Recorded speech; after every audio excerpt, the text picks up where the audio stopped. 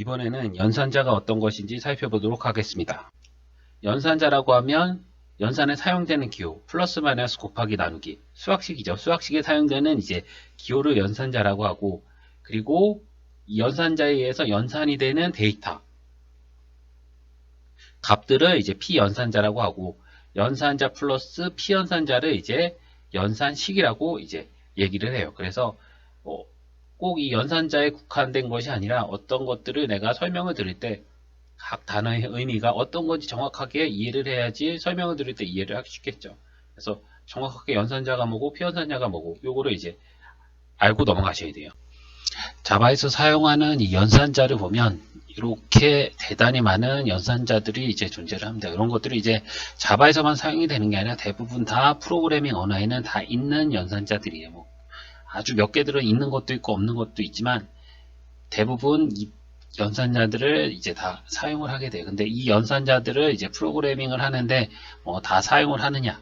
그건 아니에요. 그래서 뭐 많이 사용하는 것들만 많이 사용을 하고, 요즘에 뭐 많이 사용하지 않는 이제 그런 연산자들도 이제 있기 때문에 앞에서 얘기를 했듯이 이제 뭐 40, 50%에 해당하는 가장 많이 사용되는 것들만 우선 알고 넘어가고, 그게 완벽하게 되면 그 다음 것들을 이제 익히는 순서로 진행을 하는 게 좋다 그랬죠. 이 연산자도 마찬가지. 플러스 마이너스 곱하기 나누기 이런 것들. 이거 없으면 계산 안 되죠. 이런 것들하고 여기 비교 연산자 이런 것들, 그 다음에 논리 연산자 이런 것들이 이제 가장 많이 사용이 되는 거기 때문에, 여기 뭐 증감 연산자 이런 것들도 있고 이런 것들이 가장 많이 사용이 되기 때문에 우선 이런 것들의 이제 사용법부터 완벽하게 익히고 난 다음에 그 다음에 뭐 다른 이외의 연산자들을 이제 익혀 나가는 게 이제 가장 좋은 방법이에요. 그리고 이 많은 연산자들이 있고, 그리고 이 많은 연산자들이 복합적으로 사용이 될 때, 뭐 플러스 플러스하고 그리고 여기 비교 연산자하고 사용이 될 때 우선순위가 높은 게 이제 연산식에서 우선순위가 높은 게 먼저 계산이 되고 낮은 게 먼저 계산이 돼요. 그리고 연산 방향도 플러스 플러스는 뭐 오른쪽에서 왼쪽으로 진행이 되고, 그리고 비교 연산자는 왼쪽에서 오른쪽으로 진행이 돼요.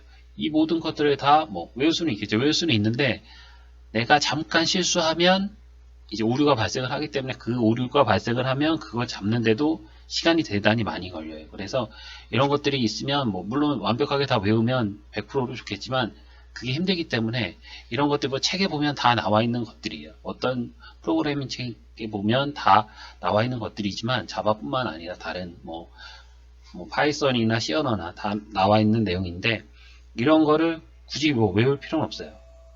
외울 필요는 없고 이제 다음에서 나올 이제 방법을 이용해서 하시면 돼요. 그래서 앞서 나온 이 연산자의 뭐 우선순위나 연산 방향 이런 것들 뭐 이제 다 외울 필요가 없다 그랬죠. 그래서 내가 연산식을 만들 때 지금 이런 것들, 요거는 비교 연산자, 요거는 뭐 논리 연산자 이렇게 있어서 이런 것들이 있을 때 어떤 게 먼저 계산이 돼야 되는지 뭐 좀 헷갈리죠. 비교를 먼저 할 건지 요거를 먼저 할 건지. 그래서 이런 것들이 있을 때 가장 좋은 건 우리가 이제 수학을 이제 배울 때 가장 좋은 건 이제 뭐 괄호로 묶어주면 된다 그랬어요. 그래서 이런 것들도 괄호로 묶어주면 돼요. 그래서 뭐 이제 뭐 변수 int sum은 0 하고 int x는 1, 그 다음에 int y는 1.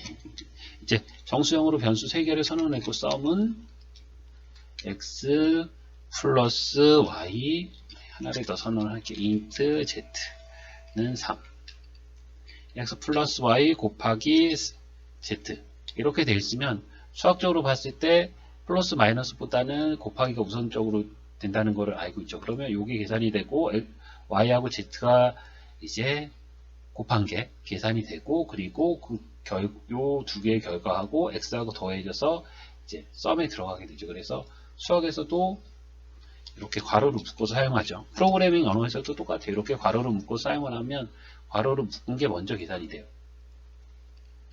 그래서 뭐 곱하기가 먼저 계산이 되지만 나는 플러스 먼저 계산하고 싶다 그러면 플러스를 이렇게 먼저 묶어주면 x 플러스 y가 이렇게 묶어주면 이거는 첫 번째로 x 플러스 y가 계산이 되는 거고, 두 번째로 1번의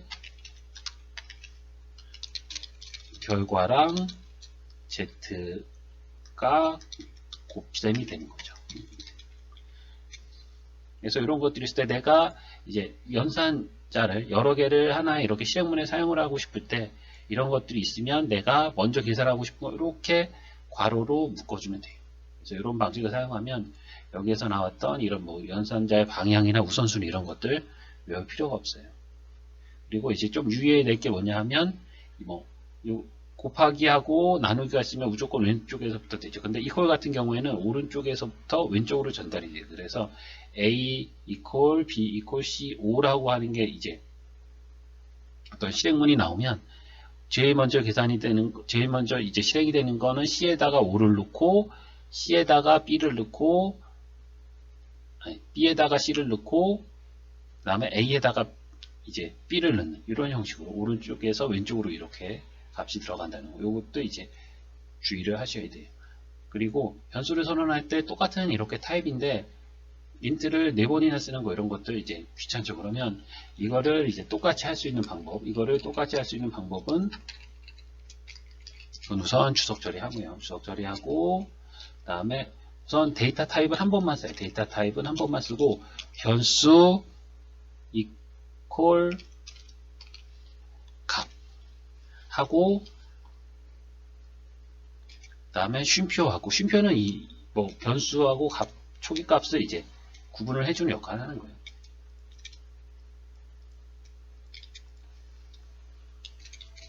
이렇게 하면 이렇게 했던 거랑 이렇게 했던 거랑 이제 똑같은 방법이 되는 거예요. 그래서 편한 대로 뭐 이렇게 써도 되고 이렇게 써도 되고 상관없어요. 그래서 이제 변수 선언하는 거, 이제 데이터 타입이 똑같은 경우, 똑같은 변수에만 해당이 되는 경우, 뭐 이렇게 써도 되고 초기 값을 안 준 상태에서 사용을 해도 상관없어요.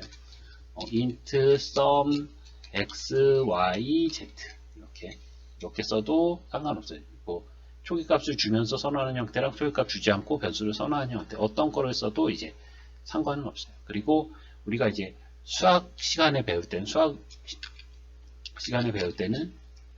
좌측변이 있고 우측변이 있죠. 그러면 결과가 우측변에 갔어요. 그래서 이렇게 변수가 이렇게 있을 경우 수학적으로 하면, 프로그램에서는 에러예요. 수학적으로 하면 썸에다가 x 플러스 y를 넣으시면 x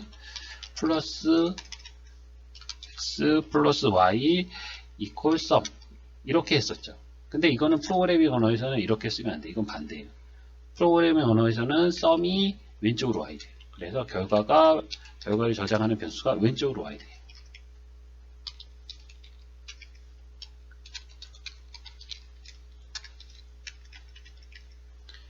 sum equal x 플러스 y 이렇게 결과가 왼쪽으로.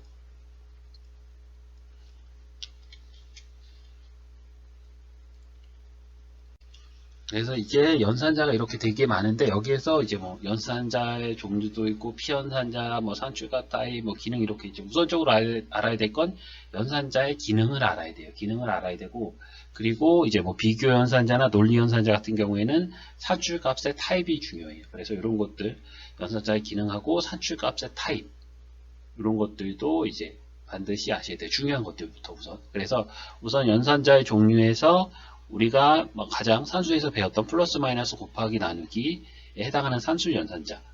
그래서 뭐 여기 보면 플러스 마이너스 곱하기 나누기가 산술 연산자다 이런 게 중요한 게 아니에요. 요 산술 연산자의 기능이 중요한 거예요. 기능이. 플러스 마이너스가 무슨 연산자인지 뭐 모른다고 해도 프로그램 다 짤 수 있어요. 근데 이런 것들이 사람하고 얘기를 할 때 사용하는 거지, 사용할 때 중요한 거지, 산술 연산자라는 단어 자체가 중요한 건 아니에요. 그래서 플러스 마이너스 곱하기 나누기는 프로그래밍 언어에서 이제 나누기라는 기호가 없기 때문에 요거는 이제 슬래시, 오른쪽 쉬프트 옆에 있는 요 슬래시를 사용을 해요. 그래서 요거는 나누기는 이렇게 요 연산자가 사용이 되고, 이제 수학에서 사용이 되지 않았던 연산자가 하나가 더 있어요. 산술 연산자가 퍼센트를 사용하는 거예요. 퍼센트를 사용하는 건 뭐냐면 이제 연산을 한 결과의 나머지를 구하는 게 요 퍼센트, 요 나머지 연산자예요. 그래서 이건 수학에서 배우지 않았기 때문에 좀 약간 헷갈려하는 이제 경향이 있어요. 그래서